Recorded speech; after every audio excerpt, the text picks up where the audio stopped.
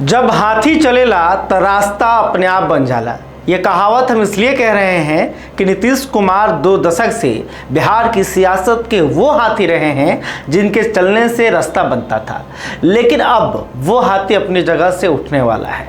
और जब इतना बड़ा हाथी उठता है तो पीछे की जो जगह खाली होती है उसे भरना आसान नहीं होता। आज की कहानी उसी खाली जगह की है।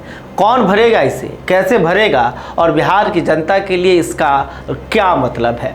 कहते हैं ना, खेत जोते से पहले मेड़ बना लेवे के चाहिए, यानी काम करने से पहले तैयारी पूरी होनी चाहिए। और यहाँ तैयारी भी पूरी हो चुकी है। सूत्रों के मुताबिक 8 या 9 अप्रैल को नीतीश कुमार मुख्यमंत्री पद से इस्तीफा देंगे।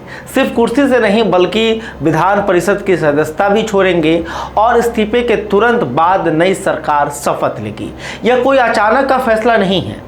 हर पद सोचा गया है, हर नाम तय किया गया है, हर जाति का हिसाब लगाया गया है। बिहार की राजनीति में इतना साफ सुथरा सत्ता बदलाव शायद पहले कभी नहीं हुआ।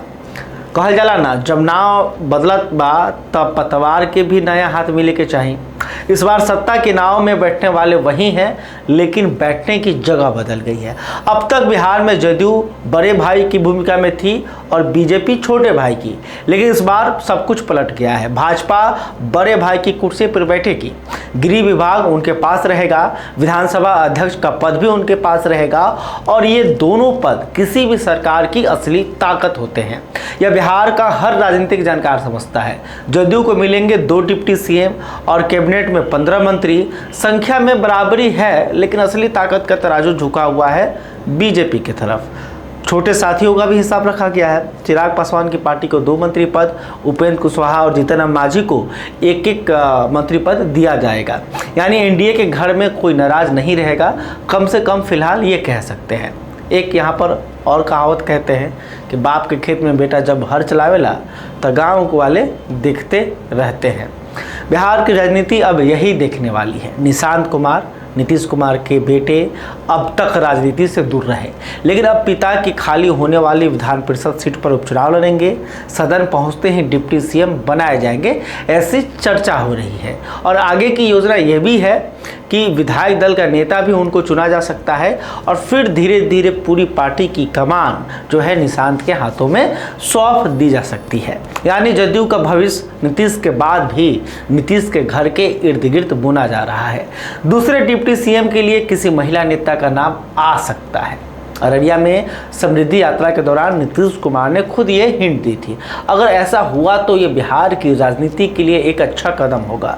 अब सवाल कि अगला मुख्यमंत्री कौन बनेगा। मुख्यमंत्री की कुर्सी खाली हो रही है, दावेदार एक से बढ़कर एक हैं, लेकिन जो नाम सबसे आगे चल रहा है वो नाम है सम्राट चौधरी का। फिलहाल बिहार के डिप्टी सीएम हैं, कुशवाहा समाज से आते हैं और यहाँ समीकरण बड़ा साफ है। निशांत कुमार कुर्मी जाति, सम्राट चौधरी कुशवाहा जाति।